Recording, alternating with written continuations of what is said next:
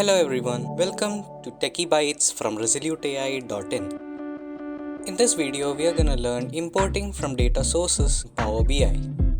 Be sure to like, subscribe and ring the notification bell for future updates and videos. So, what are the different ways of importing data in Power BI? Let's find out. It's time for some Power BI hands-on. Okay, let's start quickly with getting familiar with the Power BI user interface.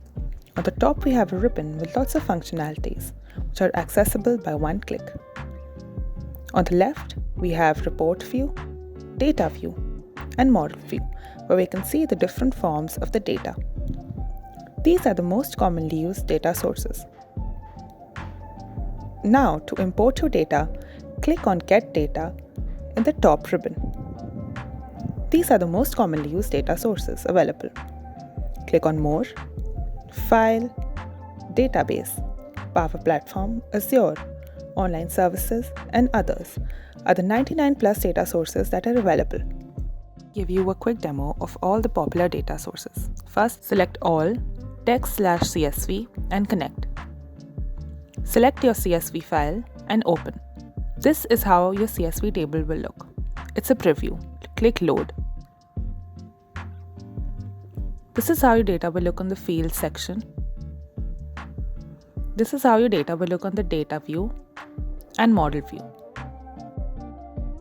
The Excel file. Click on Excel Workbook, then connect.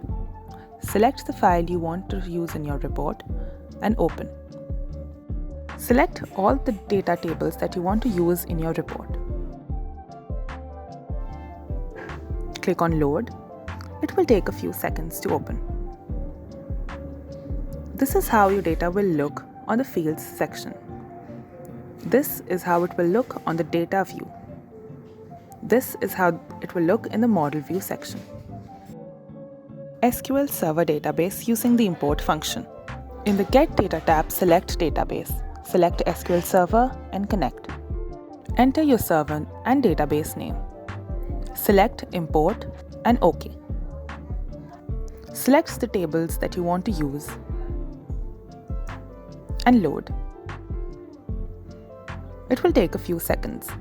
This is how your data will look on the Field section. This is how it will look on the Data view and Model view.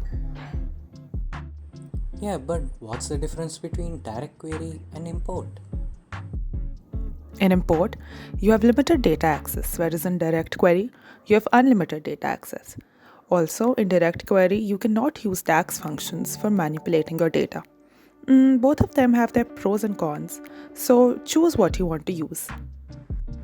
Oh, so direct query is favorable when you have large dynamic data, am I right? Yes, you can say that. SQL using direct query. Click on Database.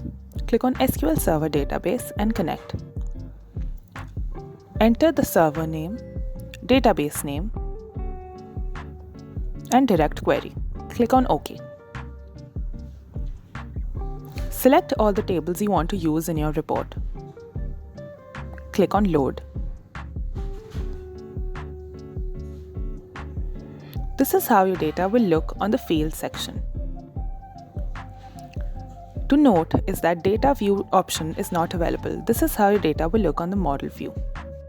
Website data. This is the Nobel Laureates Wikipedia page. This is the dataset we want to use. We copy the URL of the website. Select Others, Web, and connect. Copy the URL and click OK. Now, select the table you want to do your report on. List of Nobel laureates. Click on Load. It will take a few seconds. This is how it will look in the Fields section with all the columns. This is how the data looks in the Data view and the Model view. Using Python script. Select Others, Python script and connect. Using the read CSV function, write your script. Find the location of your file, copy it, and paste it. Select OK. Give it a few seconds. Select the data table you want to use and click Load. This is how your data will look.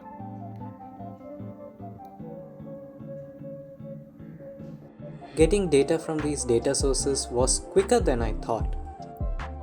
Also, I found it very interesting that no matter what data source it was, it always comes in the same style. So we can use the same visualization technique to create a dashboard using any data source. That's great. Got that right. Also, there are some new data sources available in the beta version, like getting data from your LinkedIn profile and GitHub, etc. That's great. I'll certainly use these. But I still have some doubts. What if I want to transform my data to get more insights? Perform some high-level data analytics as we do in Python? Can we do something like that here too? Indeed we can. For that, you'll have to stay tuned for the next video. Thank you for watching.